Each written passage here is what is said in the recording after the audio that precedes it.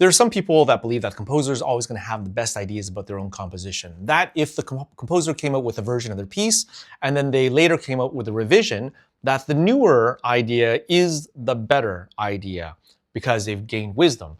But we know that not to be true, especially anyone who is a fan of Star Wars. George Lucas created something great in 1977, and then we had the re-releases where he added scenes and special effects in 1997 that did not improve the work. It made it worse. So that's a classic example. And especially if you watch now Disney sometimes, there are some fan films out there on YouTube. There's someone using AI, now that's another debate, created a short fan film called Beggar's Canyon, kind of showing Luke Skywalker after Empire Strikes Back in search of his green crystal for his new lightsaber. And those are great stories. Sometimes fans can write better stuff than the original creator.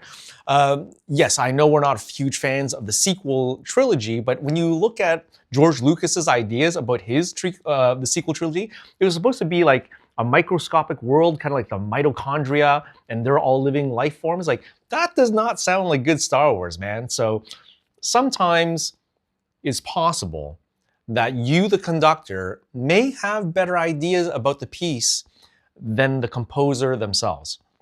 So when you're score studying, don't just take their word as gold and irrefutable. Like, yes, try your best to honor that idea. Try to understand it, even if you find it difficult.